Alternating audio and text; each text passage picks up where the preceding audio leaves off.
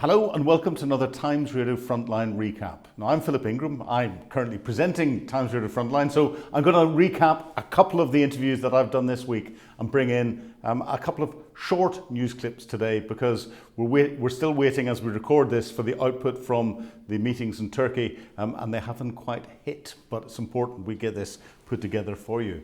So starting off, we've got two news clips for you. The first one is the US Secretary of State, Marco Rubio. Marco Rubio here gives his thoughts as to where we are with negotiations with Ukraine and what the output's going to be. NATO has the opportunity to grow even stronger in the alliance. You know, the alliance is only as strong as its weakest link, and we intend and endeavor to have no weak links in this alliance. I also think, obviously, that the big issue on everyone's mind is what's happening with Russia and Ukraine. The President of the United States has been abundantly clear he wants the war to end. He's open to virtually any mechanism that gets us to a just, enduring, and lasting peace. Whatever mechanism is outlined, whatever the process is that needs to happen, I mean, we are open to being constructive and helpful in any way we can to end the conflict. I will say this, and I'll repeat it, that there is no military solution to the Russia-Ukraine conflict.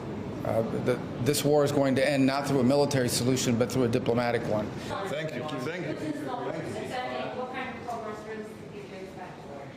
And in that clip, you know, I think from my perspective, Marco Rubio's shown a little bit of naivety. He's tried to say, and I agree with him, that there's no military solution to what's going on between Ukraine and Russia. It's going to be purely diplomatic.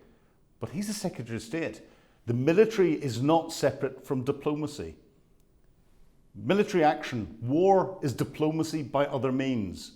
And therefore, if the United States wants to influence diplomacy around the world, if Marco Rubio can't get what he needs to defuse a situation that's in US interests, he turns around to his colleague Pete Hegseth in the Defense Ministry and asks him to plan a military operation. And the President then makes a decision to use the military to set the diplomatic conditions to go back to talking again. That's what's happening here. The Ukrainians are trying to set the diplomatic conditions to sue for peace on Ukraine's terms. The Russians are trying to set the diplomatic conditions to take Ukraine and destroy it, which is their objective. That's a diplomatic objective. That's a political objective. And therefore, I think Marco Rubio was being a little naive in some of the comments he put out. I was disappointed in him. The second clip here is President Zelensky being asked what message he wanted to send to Vladimir Putin as he arrives in Turkey. President Zelensky, Sky News, do you have a message for Vladimir Putin? I'm here. I think this is very clear message. All the best. Thank you very much.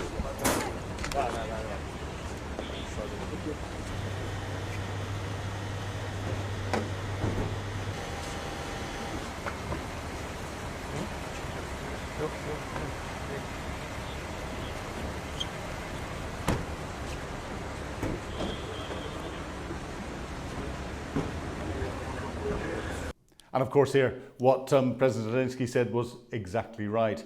The message was, I'm here.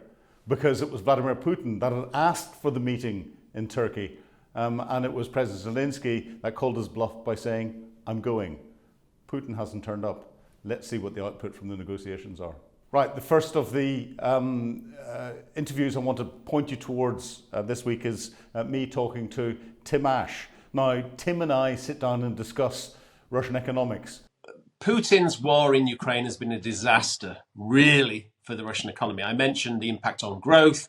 It's meant higher inflation, a weaker currency, higher policy rates. Assets have been sanctioned. Interestingly, I did highlight that Russia has been running trade and current account surpluses, but sanctions have meant that actually Russia has got less revenues from those exports than it would otherwise have done. And actually they've had to pay more for imports than they would otherwise have to do. And as you mentioned, in terms of the arms industry in Russia, it was a big export earner. Now, I think if you looked at Russia's performance during the war, and if you look at what was happening before the war, Russia was doing really well, selling slightly cheaper variants of Western stuff, like S-400s, right? So Turkey, India, these countries were queuing up. No one's queuing up anymore for those weapons because they've massively underperformed, right? I mean, actually, one of the big takeouts from the war in Ukraine is that actually, third generation, second or third generation NATO kit has basically beaten fourth generation Russian kit. And I think, third countries, I think now would rather buy Western military technology or perhaps Ukrainian or Turkish technology than Russian technology. So it's been a really damaging hit to Russia's arms industry. And it's just another negative for Putin right now. So they all add up to lots of negatives for the Russian economy. But in the end, it's not really been enough to deter Putin from doing what he's doing in Ukraine. And, that's because in the end, we haven't done enough in terms of sanctions. We could have done a lot more. We haven't been willing. In the end, a successful sanctions regime is not pain-free. There is a cost. It does hurt us as well as Russia, but actually we're a much bigger economy. If you think of Western liberal market democracies, we're like $50 trillion in total. Russia's a $2 trillion economy. We should be able to share the burden of sanctions and be able to cope with them much more than Russia. So we could have done a lot more, but we've not been willing to take some of the pain. As I mentioned now, with oil prices lower, maybe it's an opportune time for the Americans actually or Trump, I should say, to actually do something serious and force Putin to the negotiating table. Yeah, no, Russia politically is interesting in that it's got its formal political structures, but those are, is underpinned the right word by the relationships between the different oligarchs, with Putin effectively being the oligarch in chief. What is that economic relationship between the state and the sub-state, the almost organized criminal state that seems to underpin it? Well, it's a kleptocracy. It's a corrupt, no deal, no big business deal gets done without Putin's nod or say. I mean, entities like Gazprom, these are agents of the Russian state, right? There's no doubt about it. All the big oligarchs, I would argue now, operate on behalf of Putin, right? I mean, it's a machine, people have hope that the population might rise up against Putin or oligarchs. Obviously, we saw Prigozhin, which was a really interesting scenario. In the end, I think those Russian oligarchs have just valued their own lives and their own money more than maybe scruples or the future of Russia itself, right? Well, I think we find oligarchs that go against Putin, and they tend to leave their very high-powered positions and take up a window cleaning job, which isn't very healthy at the moment. But again, looking at the reach that there is around the world and trying to put this into geopolitics, we've seen Russia's effectively being pushed out of the Mediterranean and the Middle East, and how that's potentially impacting Africa. What is the relationship between the Russian economy and its reach into Africa and oligarchs? And I'm going to try and look at that into the axis of evil as well, and then into the BRICS organization. Yeah, I'm not sure necessarily that Russia's sort of move into Africa, or you could say Syria, was necessarily economically driven. I think it was all to take strategic advantage. You could look at Putin's pivot into Syria in 2015.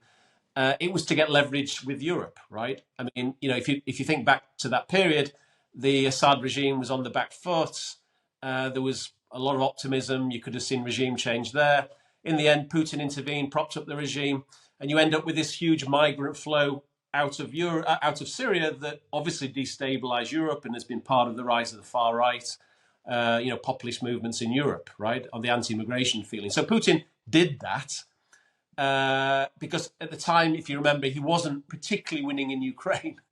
He did it to extract leverage, and also I think we saw that in Africa. I mean, I think it was a Russian foreign minister once said, Russian foreign policy is all about going around the world creating problems and then offering to clear them up. It was Gromykin, obviously. Gromykin, I mean, it's a classic line. I think that's the reality. That's how Putin sees the world, right? He goes around trying to create problems for the West, which gives him leverage on what he really cares about. And what he really cares about is Ukraine.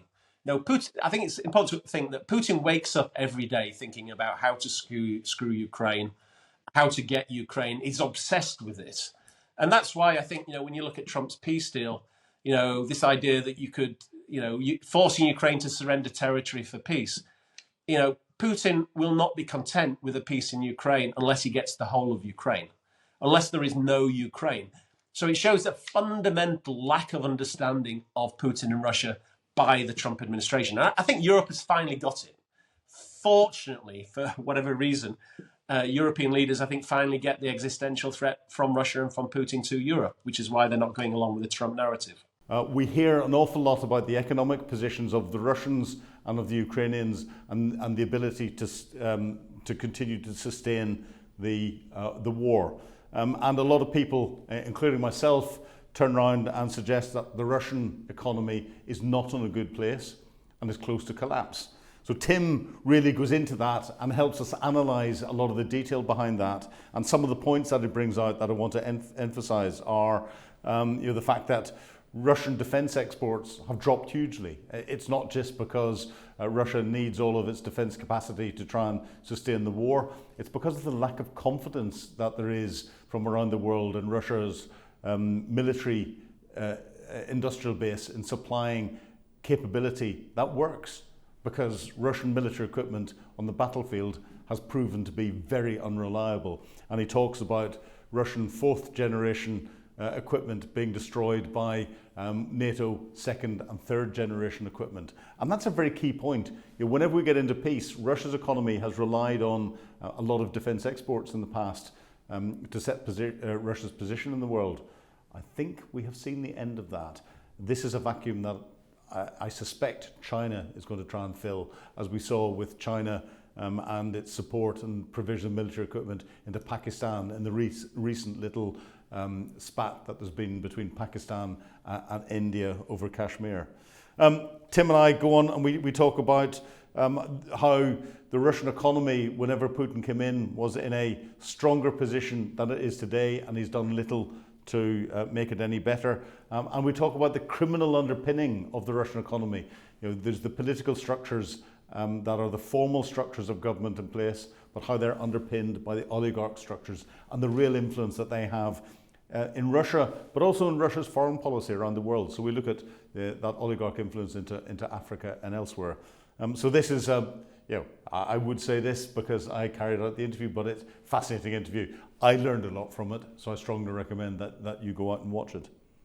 The second interview this week is from Professor Vlad Minenko, and Vlad has got some fantastic understanding of, again, the economics around what's going on with the conflict, but also around Putin's personality and Putin's intentions. The last time they've met, Putin and Zelensky, that was in 2019 in Paris, under the auspices of President Macron, and that was a disastrous meeting. A very young-looking Zelensky then. A very just selected Zelensky, who thought actually that he could also charm Russians, and he could charm Putin and do a quick deal, stop the fire, and the peace will come. And I think both of them were kind of disappointed, but President Putin was more disappointed then, because he came with a deal. They came with a particular capitulation deal, which they thought President Zelensky would sign, and he didn't sign it, and it was a huge scandal there back in Paris. So I think Vladimir Putin will be worried about these encounters. He doesn't really debate well, as we all know. He doesn't debate, and he never debated anyone over 25 years of his career. His stage press conferences, meeting with the press, are all very well orchestrated, with everybody knowing what to say, and the answers already well written. So being quick on his feet is not his best strength. And I've noticed, Philip, that the more you see his meetings, which are not scripted, which are not those big press conference when he's probably drugged up, when he's actually not drugged up, he starts to mumble, he mispronounces long words, he loses train of thought, which probably are signs of aging. So I don't. He's not as sharp as he was 25 years ago, and hence I will be very, very surprised if he turns up in Istanbul tomorrow. So showing a few traits that we saw with Joe Biden. And looking at that, but do you think Putin's actually been backed into a corner? Clearly, after the Schulz, Macron, Merz, and Tusk, the statement that they came out with after they're going to Kyiv, Putin then calling this midnight press conference for the international press that he was, I think, 2 hours at 2 a.m. Yeah, well, 2 hours late for. He didn't turn up in time for his own press conference, but that had never happened before. Is this a sign of Putin really panicking because he is backed into a corner? I think he's rattled, and I think a 2 a.m. conference is a sign of really something's going on. And I'm sure today in Moscow there are lots of cars, helicopters, and people running around like headless chickens, thinking what to do. My baseline scenario, Philip, if I'm pressed in the corner to say what is going to happen, and I think the baseline scenario is based on what we kind of think will happen, is that Putin will not turn up. There may be a little bit of drama. He may be on his way to the airport and then the car crashes, or he's got a diarrhea, or he's got some sort of ate a dodgy kebab or something. He's got a GP note to show that to Trump that he is really ill, or COVID. Or the excuse book, volume 2, chapter 3, excuses 1 to 5. Exactly. A flight leaves Moscow but then lands in emergency landing in Sochi but doesn't reach Istanbul. I think that there could be a little bit of drama, but he won't turn up. Obviously, Trump will say that's not a good thing, but will not do anything to press the Russians. The Europeans might start to think about stronger sanctions and maybe a little bit more steps on coalition of the willing. Then Hungary and Slovakia will start to put, throw sands into the wheel. Then Europeans will take probably 3 months to decide how to overcome the Hungarian or Slovak veto. The war goes on, and then we come to probably September, October, 5 months from now. And then when the Russians understand that the advance is not going well, and they're moved on a little bit, captured maybe Konstantinivka, maybe moved to Drushkivka, maybe encircling Kramatorsk, but that's about it. And maybe then 5 months from now, they will say, well, probably let's have a little ceasefire. And we videoed this yesterday, which is the day before the Ankara meeting, and we were talking about whether Putin was going to turn up. I think the joke went that we were into, volume 3, chapter 2 of Vladimir Putin's excuse book as to why he would not turn up. And Vlad turned around and said, you need to watch Putin and look at the times whenever he's giving his presentations. And he always works off scripted presentations. And he says whenever he's not working off a scripted presentation or scripted speech, and then went on to say, and not drugged up. We've no evidence that Vladimir Putin is drugged up in anything, but Vlad, I suspect, might have other insights that we don't have. But says when he's not drugged up, he mumbles, he can't pronounce long words, and then says he puts that down to a sign of age. And I think the one conclusion that we've got out when I was chatting to Vlad is that Putin at the moment has been played perfectly by Zelensky and put into a corner, but Putin has been playing Trump, so we have to see what Trump's next move is going to be. Again, strongly recommend you watch the whole of the interview because it's fascinating, gives some really fascinating insights as to the personalities that are behind what's going on at the moment, and particular insights into Putin and what's driving Putin. So that's the recap for this week. I'm Philip Ingram. Thank you for watching. Goodbye.